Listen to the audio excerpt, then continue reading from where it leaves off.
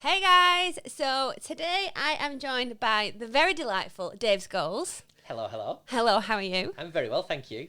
It's nice to have you back on the podcast. It's been quite some time. Feels like ages. Ages. But before we get into it, just going to let everybody listening know what we're going to be talking about with Dave.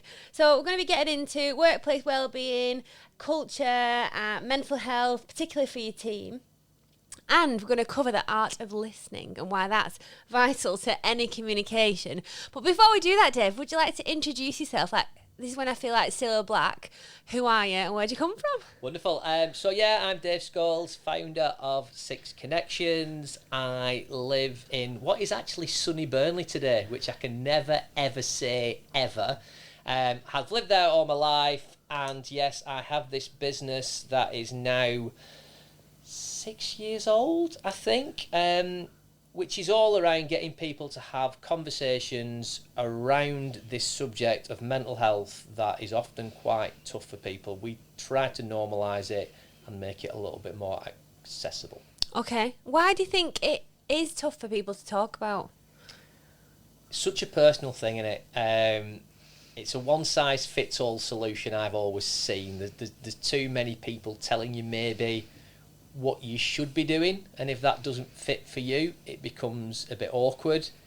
Equally, I think it's often a subject we only talk about at a point when it's closer to being more difficult rather than it just being a normal thing. So I say this all the time, like, you talk about physical health, don't you, and all those kind of things. If you've run a marathon like you have and you hobble into the office the day after, everybody asks you about what's going on, don't they?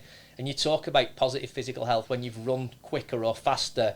It's all over your Strava. You're telling everybody under the sun. But you don't talk about positive mental health, which is a thing. It only usually comes in when something bad's happened or at a point where it's closer to something bad happened. So it's associated with things that aren't nice, when actually it can be associated with things that are really positive. It's just branded badly, isn't it? It's branded really badly. Yeah, it really is, because for such a long time it's taboo to talk about your mental health. If you've got mental health issues, oh my God, like it's a bad thing, and people feel like there's a stigma attached to going to get some help, going to the doctors, maybe taking antidepressants. Like, for a long time that was stigmatised, and people were embarrassed to accept, to share that they may need some support. But I've never thought about it in as relevant way that Cheryl, who's in my team, people who listen might know, we've run the marathon. Cheryl is walking into the office like a cripple. She's greeting me today, and I've gone, Cheryl, are wrong? you all right? Yeah. Why? Because she's hobbling up the stairs, and she doesn't normally walk like that. But Cheryl would not be able to mask, knowing from experience. She's not broken any bones, but I did break my ankle once, and I could not have faked walking. No. Because I've broken my ankle. Cheryl is not broken any bones, but she is injured, and she cannot walk normally to pretend that there's nothing wrong. But you can with mental health. Yeah, and I think the flip of that is, because obviously I know you guys, and I've kind of been part of that marathon journey from a social point of view. I've also been part of the brilliant stuff that Cheryl's done. Like I know how quick she ran the marathon. I had you all on an app that somebody sent through, watching how quickly. I'm going. Was that someone Tony Greenwood? It was someone Tony Greenwood, yeah. So I've got all these people going, but I've seen all the positive stuff in that as well. And when you take that in its context, I've heard more about Cheryl's positive marathon journey from a physical health point of view than I have done about the negative injury. So that's the first I've heard of anything negative from a physical health point of view linked to Cheryl and the marathon. Yeah. But yeah, I've seen the training runs, I've seen her out with all the mates doing it, I've seen her out with you doing it, I've seen the pictures on the marathon run, everything positive. So in that context, I've learned loads of positive things about a physical health journey, one negative thing. Yeah. What if we talked about like really positive mental health? I do loads of brilliant things for my mental health that might be helpful for other people. But we don't necessarily share that, do we? Yeah, it is bonkers. It's weird. It is weird. Yeah, those comparisons make it really weird, because, first of all, if Cheryl has a physical injury, why would she pretend she doesn't have one and just try her best to walk normally, even though she's in excruciating pain? Yeah. So why, if we have more of a mental, not injury, but you know what I mean, why do we want to cover it up? Yeah, because I think it's just not normalised in that positive space. I was saying to somebody the other day, you know, I did counselling years and years ago, and I've had loads of different counselling, some of which was brilliant for me, some of which didn't work, and it wasn't any fault of the counsellor or the counselling, it just wasn't my thing. And I found some stuff that worked, as you do with all training. You know, it's like some people like playing football, some people like going to the gym. You find the thing that works for you, don't you? Absolutely. And I still use things now that I got in counselling like 13, 14 years ago that are still really good for me, that I turn around to other people and go, oh, you know, when that rubbish email comes through, what if you just did this breathing exercise and just sat back and responded to it rather than reacting to it? And they're like, where do you get that from? Oh, I got it from counselling. I've broken down a stigma about counselling. There's loads of stuff in counselling I don't need anymore because it was for a time and a space and it was the professional help that I needed. But there's bits of going, where'd you get that from? Oh, I just got it in the counselling thing I did 14 years ago. They're like, all right. Yeah, but that's just like training for a marathon. It's not something you do all the time. No. So you might pick up some physical things like, oh, I did this program in the gym. Oh, this might help you. Now they're like, oh, why did you know about that? Well, I ran a marathon a few years ago. Yeah. But you will have spoken about it at the time, whereas you wouldn't. If it's so, yeah. If you put the whole journey around your mental health and your physical health in the same space. So again, looking at really practical things, I played football for years and years and stopped playing football during COVID. And I've just started playing again probably in the last 12 to 18 months. There's loads of stuff in that process that I realised the first time I played that game, I know how to play. My head tells me loads of things about playing, but because I'd not played for 3 or 4 years, it doesn't work quite the same way as it did. So I know all the stuff, but the more you play and the more you practice and the more you get involved, it's like training, isn't it? You finish a marathon, you'll do a run after the marathon, which will be either easy, hard, or whatever it is. It's like warm downs and all this kind of stuff in it. Oh my God, yeah. You're stretching afterwards because you're training for a marathon. In this example, you're doing strength, you're doing yoga, you're doing endurance. There's all different things that are not running whilst training for it. Yeah. And then afterwards, it's the recovery. Well, we don't do any of that with mental health. It's just there's a negative thing that's happened. I feel really bad. Help. If you're lucky, someone will say those things. Yeah. A lot of the time, you're having to figure that out by watching them and knowing them and spending time with them. But then after that thing, a lot of people will just move on and stop doing the things that they were doing to deal with that situation. Then it might happen again. Yeah. Oh, right, I'm glad we're talking about this. So, before we carry on down this rabbit hole, why did you set up Six Connections? What was the spark behind that? I know the answer to this, but for the people that are listening that don't. Yes, so it was all around my own journey around mental health, really. So I lost my best mate to suicide 14 years ago. That was my intro to this whole subject. 14 years ago, this was more of a taboo subject. Oh my goodness, than it was today. So I was working in the charitable sector. I was doing some stuff in that space, and my, I guess, relationship with mental health was probably from the people that came through our kind of development and personal development programs that, I don't want to say stereotypically, but would have an expectation that might be struggling with some stuff. So I used to work with kind of prison release, homelessness, drug and alcohol issues, people that stereotypically you would think, oh yeah, they might have mental health stuff. That's how it sat in my world. It was... Wow, yeah, so that's why they have these issues, because they've got a mental health problem. Because other things were going on. The more I worked in that space, the more I realised that this was not a one-size-fits-all thing. This was a bigger picture. And so from that moment when Ian died, I kind of went through this kind of mental health journey myself, really, and kind of got to a point of getting some really good professional support, some that was awful. Like the first GP I ever went to see, I basically went in telling him my mate had died. I didn't know what to do with it. He had a little bit of a look at my records and chatted to me about stuff that I liked and told me because I liked football and snowboarding, I should go and enjoy my life. No way. You're basically going on holiday. That was literally my... So I'd gone into... goodness. Yeah, thankfully there are many brilliant GPs. I must have just hit the wrong one on the wrong day. Yeah, a bad luck of the draw. but again, at the time, and the weird thing about all of this journey is I've learnt different things at different times that maybe I'd not triggered into creating something from a business point of view, but had a massive impact. So I walked out of the door then thinking that the person that was going to fix me, going back to physical health, the person that I went to when I had a cold and broke stuff, who went, you need to do this and this, that fixed everything. When you're hurting, you hurt yourself. Didn't fix me. So I got this thing in my head, you go to the doctor, and the doctor fixes the thing that you go with. Mental health, physical health, everything. And I must have walked out of that office, I don't know what I looked like, but I must have been like a rabbit in the headlights. And I tell this story all the time when I'm doing stuff with like NHS and nurse. And the lady behind the reception in the doctor's surgery said, are you okay? And I went, no, I don't think I am. Like this, and she was, I couldn't tell you what she looked like. I just know she smiled and was lovely. And I went, no, I don't think I am. And she went, you will be. It'll be all right. Aww. And the person that was meant to fix me didn't. And the last person that I thought would fix me, she didn't fix anything in the moment, but I just walked out and went, do you know what? I think I will be. And it was just because somebody smiled and said something and reached out when I needed them.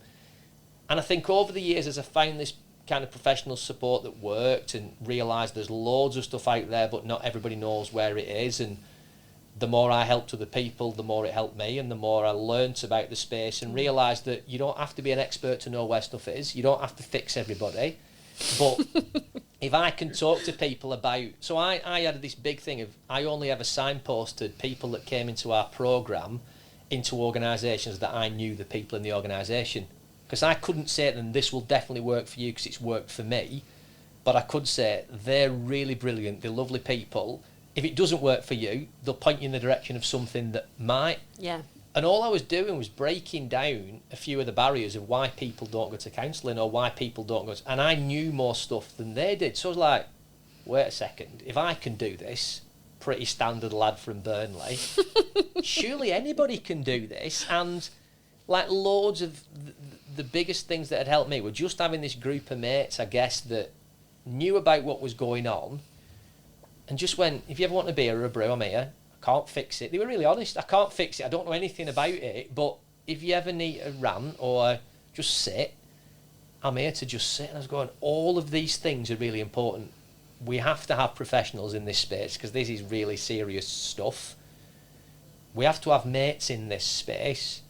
And equally, what if somebody in the middle, if you're doing okay, can help somebody else based on their experience or their journey, or just the fact that they've met somebody that says they're a counsellor and they know that they're really lovely, and that might be an option. Yeah. So that's what we did. I got up one morning about 7 years ago and went, I'm going to create a legacy for my mate. Aww. I don't want it to end like that, because Ian was the life and soul of the party, greatest person on the planet. That doesn't feel like a good end to a story about somebody that I know was going through a truckload of challenges, but that wasn't the him that I knew, that most people knew. Let's create something. And everybody went, what are you going to do? And I went, I don't know, I'm going to save the world. And they went, yes! Right, okay. So yeah, I basically started a business on, I want to save the world. I love this, aim high. Yeah, and create a legacy for my mate. And I think I just knew that there was something, I'd seen a few things, I guess, on my own journey in this space that I thought there were big gaps. So I'm not business-minded at all, although maybe I am more than I give myself... Especially now. ...credit for, yeah. And I just... Maybe not, I mean, I don't think I was at the beginning of our journey. But but maybe there was just something in the way that I'd seen it, because it was quite a personal thing at that point. And I went, do you know what, there's some gaps in this space. Why don't we talk about this subject when we're doing well? Why don't we have a space where we can signpost more appropriately? And why do we always feel like we need to fix everything when we don't need to fix everything? And primarily, they were the things. Let's talk about this subject in normal places like the pub, like my mates did, because not everybody had good mates like my mates. So how do we create a space where people can do that? And maybe how do we complement all the other stuff that exists in mental health support and wellbeing support, from yoga to suicide prevention? How do we point people in the direction of options rather than telling them that's the GP that's going to fix you, and when he doesn't, you're snookered because you don't know what to do next? Yeah. And And that was it. That's kind of where it came from, and it's gone a bit bonkers, yeah. to be honest. 6 years later, we are where we are. Yeah. It's amazing what you've achieved, and off the back of something so incredibly difficult. But what you've done is kind of run with the light that your friend had, and created something and shone that light onto other people and helped them through difficult positions. Like the amount of people you've probably saved through the work that you've done is just amazing. Yeah, and do you know without what? realising it, probably. I bet you don't often sit and look back on that because you won't always know. No, and we'll never know. That's the beauty of this, and that's the greatest thing about it. Somebody was asking me only last week, like, what's the greatest achievement about this? I said, I've created a business that looks and feels like my mate. Yeah. Like, this will help people in a way that... So when I don't know whether I've ever told you this story, but he was the first person I ever met at university. So, like, back in the day when you used to register for university, like, with a pen and pencil, because I'm that old, he was stood in front of me in the queue at uni. And he was a massive bloke, Ian, like, full-on Cockney, straight out of EastEnders kind of thing. And he turned round to me and asked to borrow a pen. And I absolutely crapped myself, because I'm, like, the most anxious person on the planet. And went, yeah, you know, here's my pen, here's my wallet, take whatever everything. you need. And about 2 minutes later, he just turned around and he went, are you all right, mate? And I went, no, I'm just finding this a bit much. There's a lot going on. And he just turned around again and didn't say anything. 2 minutes later, he turned around and went, you'll be right, pal. I didn't even bring a pen. And that was just the brilliant. So for the first 2 weeks at uni, he came and picked me up for everything. We were on the same courses. It just, one of those things in life where you're just in the right place at the right time. He came and got me every morning before lectures. Every time he was going out to a nightclub or a pub or anything, he came to get me and took me for the first 2 weeks. So he'd been around Australia for 18 months prior, like literally the opposite of me. I'd never left Burnley. I was only going to Lancaster, I was literally up the road. But it was like the biggest thing in my world. And he just looked after me for 2 weeks. And what we've created is that. Yeah. And I've probably only realised it in the last month or so, that this thing that we've created and all the little bits and bobs that we've done is that. It's just creating that option where somebody turns around and goes, you're right. And it's skilling everybody up. And I suppose your greatest achievement, you will never know what your greatest achievement is, that you'll never know what your greatest achievement is. No. Because you don't actually know the impacts of what you've done. But it will be huge. And I suppose for me, because you do a lot of work with businesses, don't you? So that's where it's... And it's... Because you spend, out of the 24 hours that everybody has, we spend at least 7.5, maybe more. So a third of it is at work. Yeah. So some of it you're supposed to be asleep for. That's we the say rumor. 8 hours, but I mean, do any of us ever get 8 hours? And the rest of it is, you know, free time, I suppose. Yeah. So a third of your life is spent at work, and a third of your life is spent with your loved ones. If your loved ones are looking after you as they should, or may not know how to, but if at work nobody knows how to know you, listen to you, communicate with you, spot the signs of struggle. Like that is a third of your life. It's a big chunk of your life. It's a big chunk, and I think as employers, we have a duty of care to look after the people in our team, the people that we hire, the people we pay. We should care about them, and I think that extends to not just physical well-being and career progression and development. It should and absolutely should extend to their mental well-being, and that's where I really love the work that you guys. Yeah, and I think we get away with some stuff because I'm not the professional, which is a self. It's kind of like secretly sneak in, don't you? Because I just say stuff that comes into my head, and I think because it's in my head, it's coming from a place of genuine care where I'm quite good at observing things that I sit in. So like I'll turn around to business and go, "Is it your job to look after your staff at 7 o'clock on a Friday night?" And they're going, "Well, no, it probably isn't." So I'm like, why are you calling it workplace wellbeing then? Because if it's only workplace wellbeing, what happens at 5 o'clock when they go home? And people are going, I don't know. I'm going, and are you going to be able to fix everybody? And they're like, I don't know. Like, they're not bad questions, because if you are trying to fix everybody, the reality of it is that you're not skilled to do that. Yeah. And you're not asking them because you may try and make them feel bad. No. Like, it's a genuine question. Yeah. They'll be thinking, oh, I don't know what the answer is here. Am I doing the wrong thing? Yeah.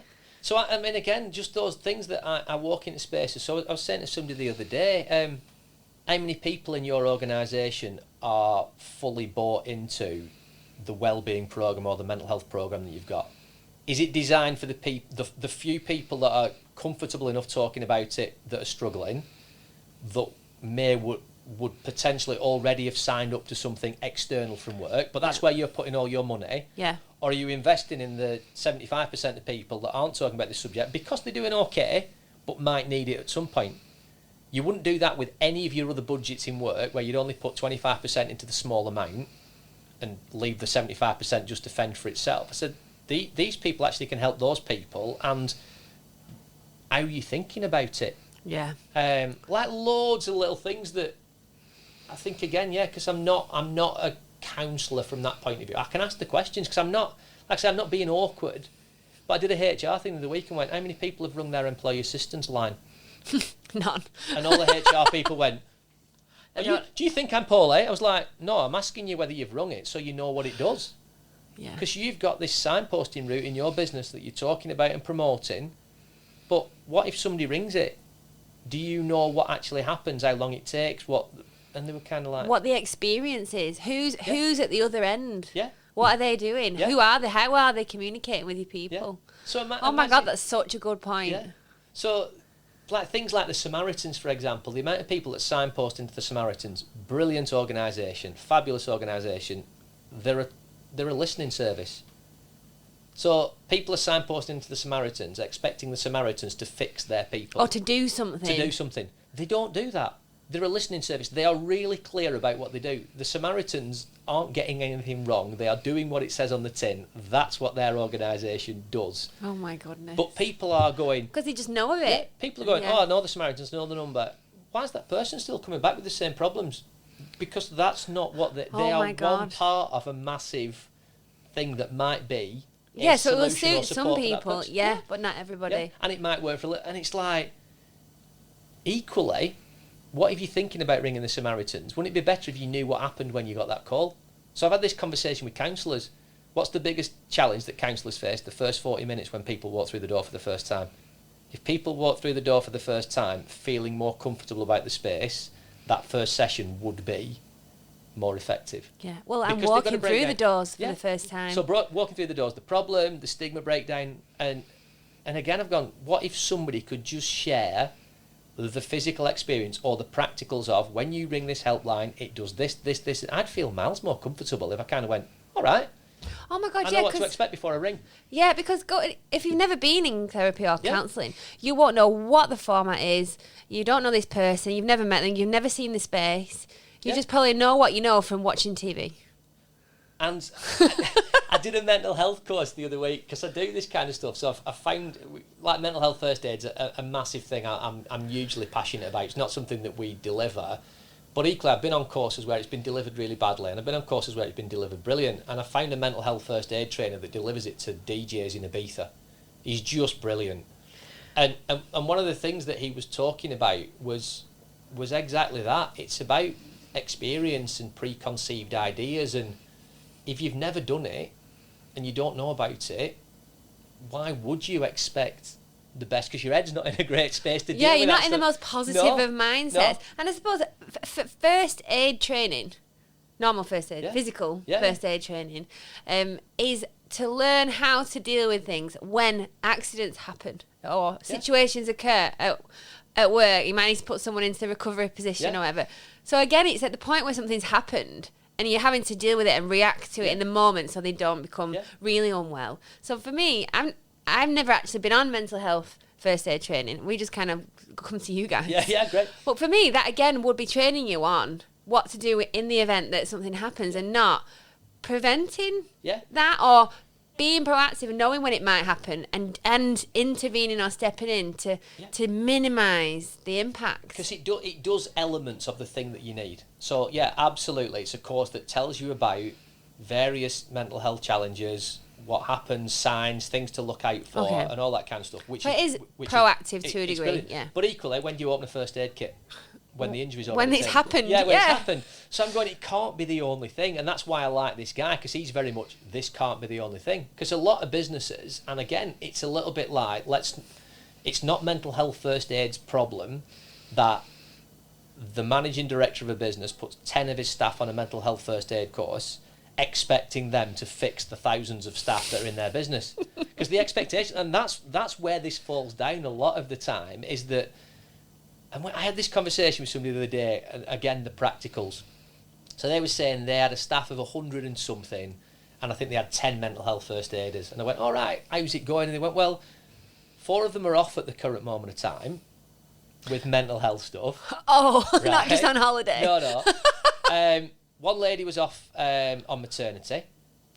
3 of them didn't work in the main, so it was a production business. So 3 of them worked in the offices. They didn't actually ever go to the manufacturing side of the business. So they were never on the production line.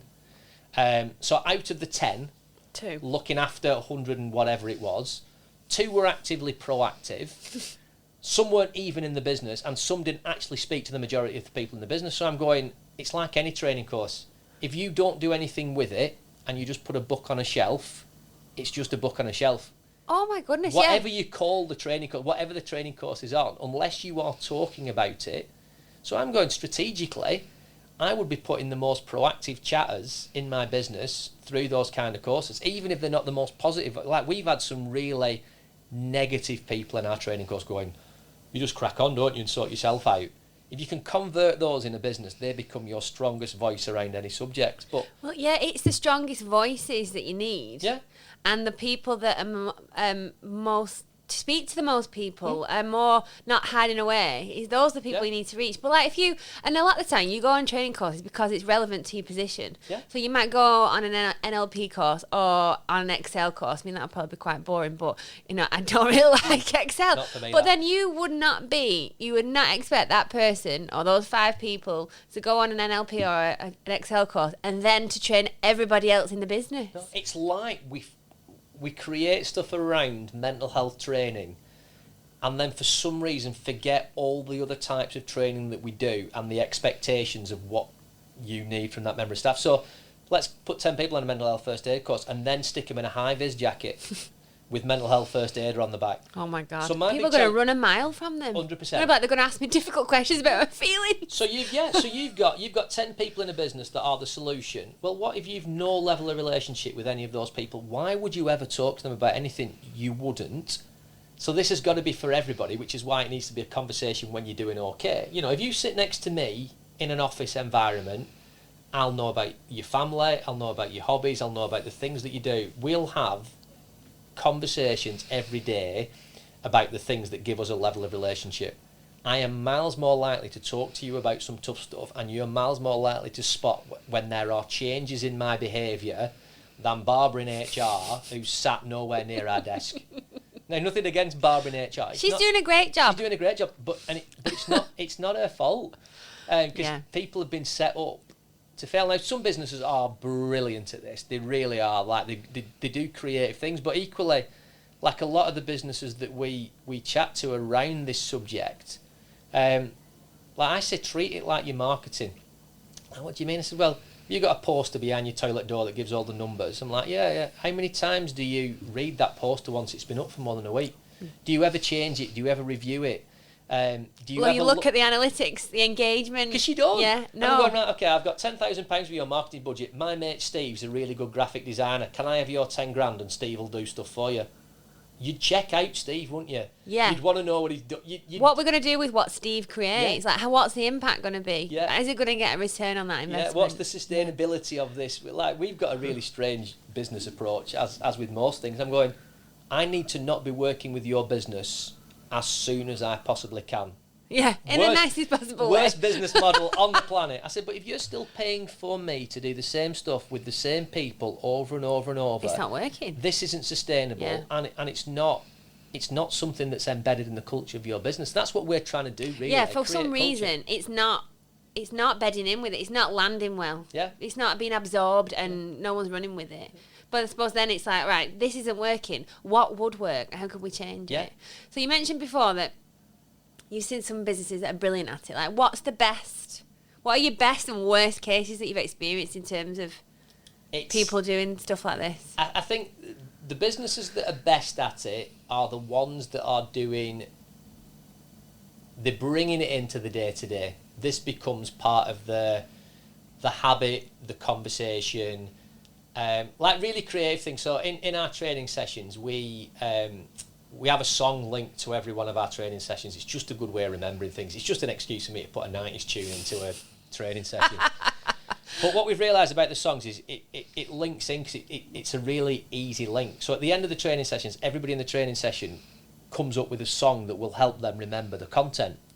So you create a playlist. So every one of our 6 training sessions has a 20-strong playlist, and it's eclectic. You know what I mean? You've got like Dolly Parton to Katy Perry and everything in between, because people pick tunes and songs and bands that they like.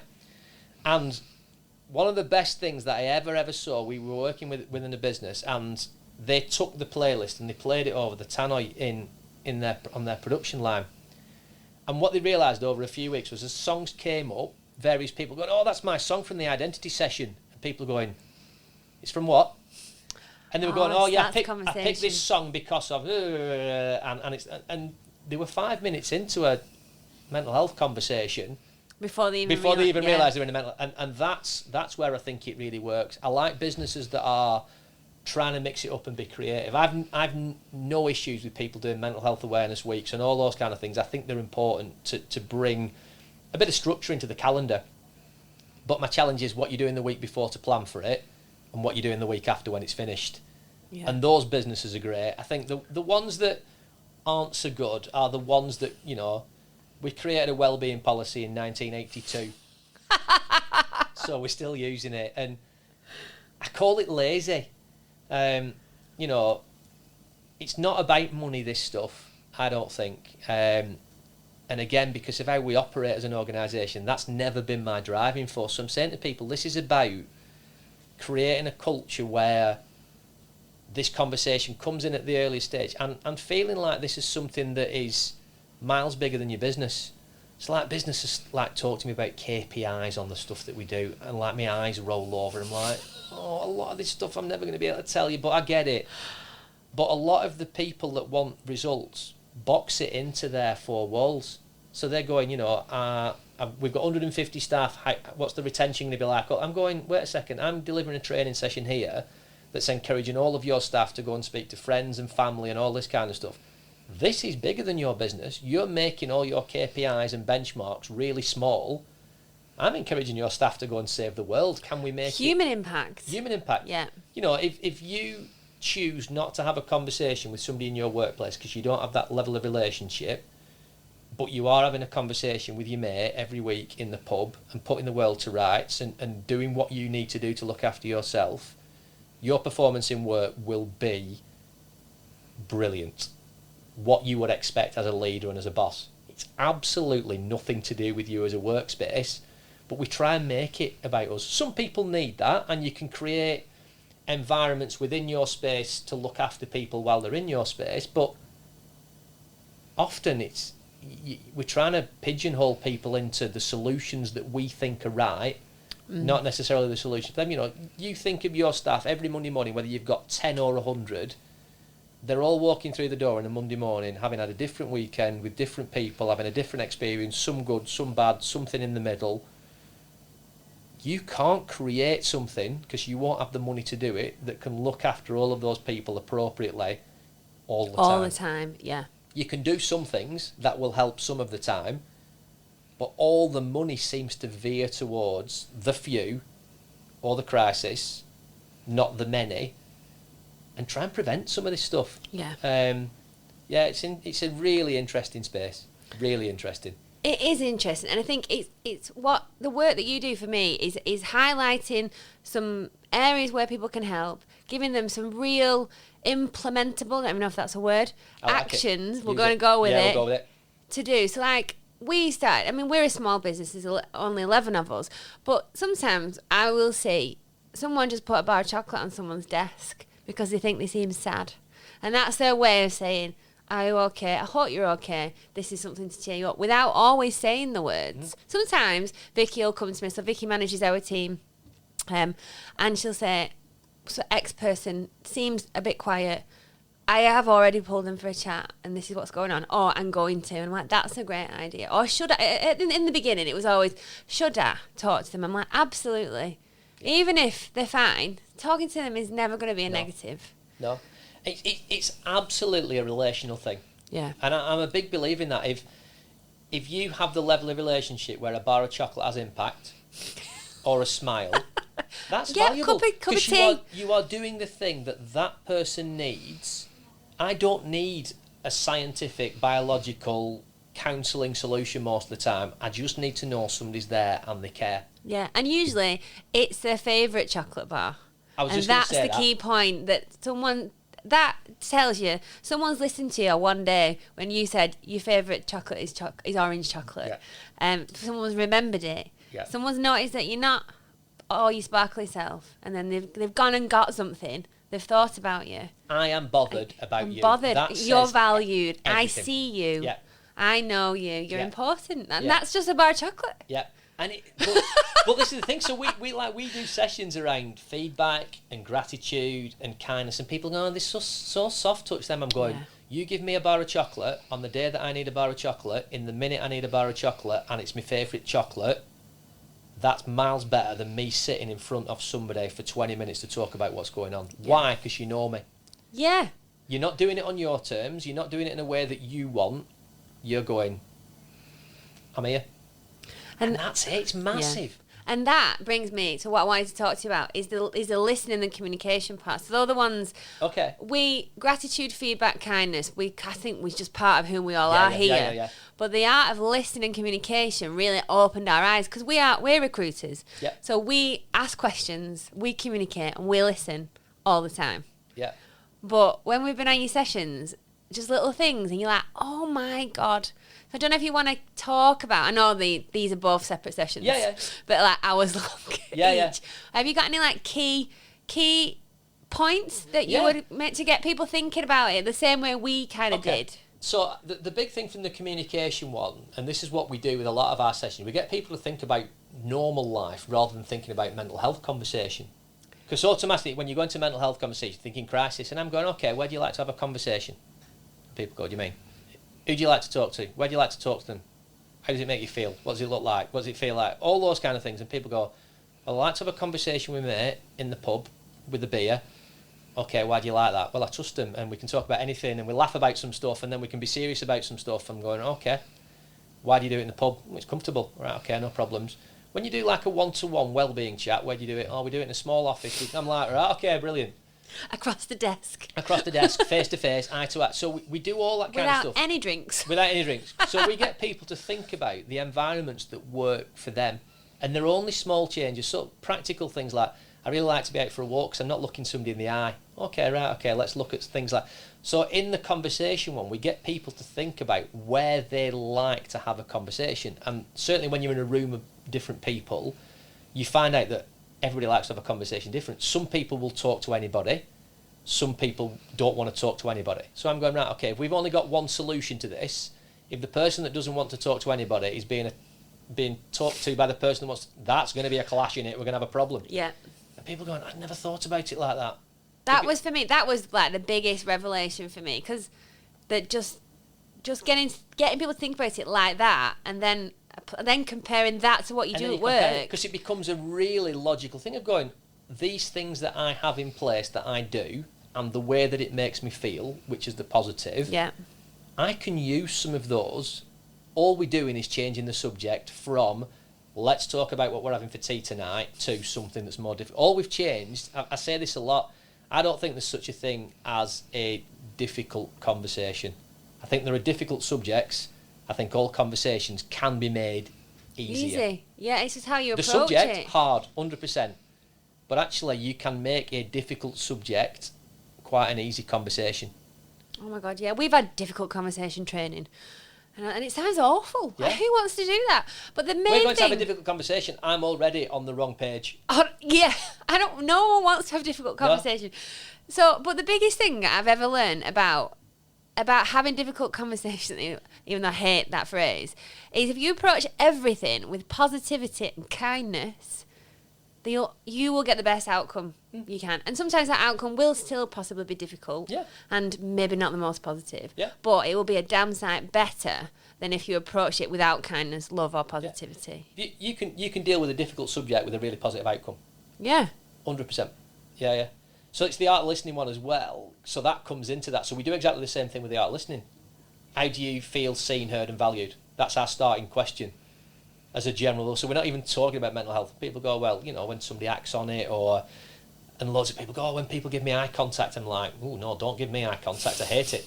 And then I talk about like body language. So my positive body language is I've got my hands in my pockets and my arms folded. And everybody goes, well, that's negative body language. I'm like, no, just like having my hands in my pockets and my arms folded. So again, it's people go, oh, right. I'd assumed eye contact was a good thing. I'm like, you give me eye contact, I'm looking everywhere else because I'm uncomfortable. And yeah, especially like unbroken eye contact is intense. Yeah. And some people love that and all those kind of things. So we're going, right, if you came into your business feeling listened to, heard, seen and valued, are you more likely to have a more difficult conversation with those people in that space? And people go, yeah. Of course I am. I'm going, right, okay, if you don't feel listened to, seen, heard and valued in your organisation, why would you talk about the tough stuff? So then people start to think about the spaces that they create and go, actually, are we allowing people to... Because you don't have to agree with everything and you don't necessarily need to run with everything that everybody says, but if you feel like you've shared an idea and every time you share an idea, somebody just bats it back, but sometimes those ideas have been taken and somebody's considered it, and whether they use it or not, you walk away going, actually, do you know what, they've listened to me. This stuff's actually valuable for making your business work. Yeah. Because if you get communication right, listening to and speaking, your business will operate better. So you're creating a culture of care where people actually go, do you know what, I like being there because of, so I'll use that space if I want to, because it's on my terms, if I want to talk about some tougher stuff. Yeah, it's really important because when you do like candidate polls, so... we obviously work in recruitment. That's what we do, speaking to candidates all the time. The main people, some people move for money and some people need to relocate. But the main reasons why people move jobs is progression. Yeah. But because they're not seen, valued or listened to. Mm-hmm. And then people are like, we've got a retention problem. We don't know what we're doing wrong.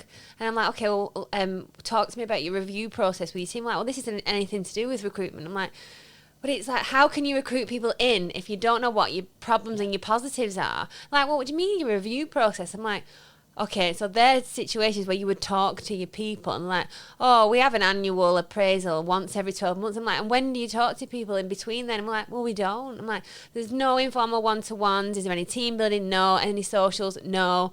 Do you do a probation review? No. When do you talk to your team? Well, we don't. So they're not communicating. There's no conversations. They're not listening to anybody because they're not in any conversations. And then you wonder why people don't feel valued. And then they're leaving to go to your competitors. Yeah. And they're like, well, we didn't know we had a problem. Yeah. And they're like, we can't hire anybody. We hire people and they don't stay. And I'm like, well, it's still... Surprise. Yeah. And it's like...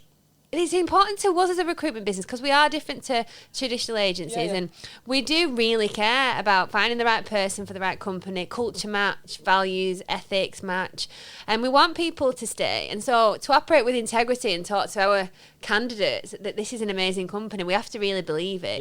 But if the company is amazing but what they're doing isn't amazing, it's teaching them first before you then recruit. And it's so valuable. But so many businesses like, this is going to cost us money, it's pink and fluffy, I don't care about this stuff, people come to work, they're not here to have a good time and make friends. I'm like, oh my God, we're humans, we interact with other humans, whether that's you as their boss or their colleague. And like, it's absolutely bonkers to me that people don't prioritise it. I don't get it. Like, if you turned up to work into a space that made you smile, you'd go back. It's like anything, isn't it? The pubs you choose, the nightclubs you go to, the restaurants you eat at, the coffee shop. Why? You go because you have a good experience. Like, this isn't... If you're having a good experience somewhere, you put more into it, you value tell other it, people about it. It's just the big thing. You're literally the world's best marketing department, aren't you? Because you talk about...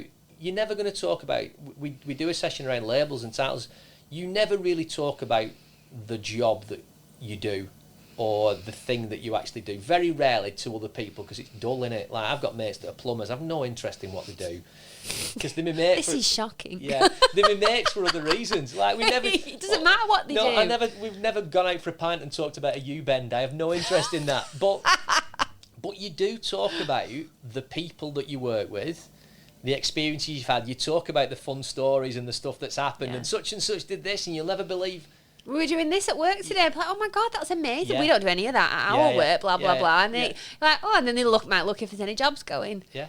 And it's, and even if the people at the top of the tree, and I don't agree with this, everyone should care. Your people are your most prized asset. Even if you don't care about them, it does actually impact your business's success rate, your KPIs, your turnover, your productivity, your efficiencies, your customer retention. Yeah. So even if you only care about that stuff, you still need to do it. So both paths lead to look after your people. Yeah. Whether you genuinely care about it or you're just doing it to make money. Yeah, if you're doing it to make money, crack on, because you'll still be looking after your people. They'll answer the phone. Yeah, you just won't be. Yeah, I don't mind your reasons for doing it. If you're a muppet, great. But if you're looking after people while you're doing it, yeah, they're just not going to be the ones that are doing it. They will have other people to deliver this for them, and it's fine. And do you know what? That's okay, because not everybody gets this. We've had this all the way through. This isn't a space that everybody understands, or equally everybody can embrace, and not for any bad reasons. You know, if you've never been in this space, or it's never affected you, which is unusual in like even if it's not times. Even if it's not affected you as a person, it will have affected someone that you know. And we're finding that more and more, which is why more businesses are thinking more logically about it, I think.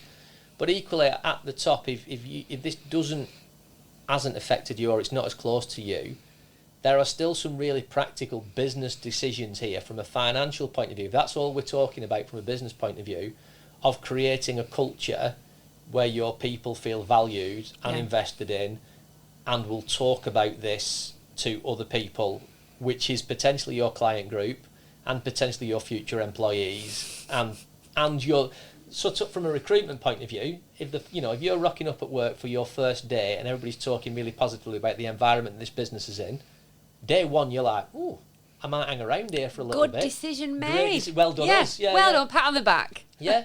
So you've already broken some barriers, haven't you? And you at the top don't need to do anything about that. That's the impact, isn't it? You know, the person coming on the first day doesn't usually meet the MD. They meet Not the on people, day one. Yeah, they meet the people that they work with, aren't they? Yeah. So the people that they work with are going, this is a brilliant place to work.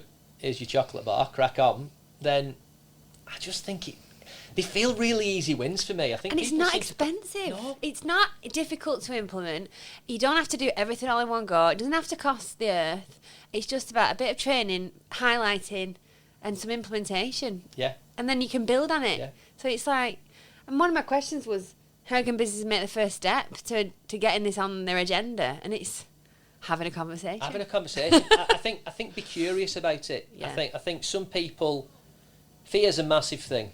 I think people are frightened of this subject still, like they're frightened of a lot of subjects, so they don't want to dive into it too deeply in case they create something that's going to cause them more problems and cost them more money. But I think be curious about it, because it's not all your responsibility, and you probably find that it's an easier thing to do than you thought it was in the first place. It's definitely a team effort. Indeedy. Right, I've just caught sight of the time. I'm gonna have to wrap this up, or else Rachel, who's head of marketing at Fresh Perspective, will shout at me. But I have one more question before we go into a little game. Okay, I like a game. So if your life had a theme song every time you entered a room, what would it be? Easy. This is the one by the Stone Roses. I thought it would be the Stone Roses. All the time. It's just that tune. It's just, I played it on Spotify. You know, like Spotify tells you how many songs, like how much you've played songs at the end. I played it 452 times last year. In 1 year? Oh my God. Because I put it on in the car in the morning, because I'm not always in the best space to deliver things and all that kind of stuff. And it's the grounder tune. It's the one that, it's like a walk-on tune for everything. So I play it because it's the bit that just reminds me of purpose, even if I'm not in the best space. So yeah, it gets played a lot. So yeah, no brainer that. Easy. Okay. Easy. Right, and then we have a little game. It's called Fresh or Stale. So Okay. I'm going to say some words or phrases, and you have to tell me if you think they're fresh or stale. Okay. Okay, so Arsenal FC. Fresh. May have had some help by someone we knew to create these. Excellent. Reebok. Stale. Because of Adidas. Maybe. Other brands are available. Oasis. Fresh. Oh.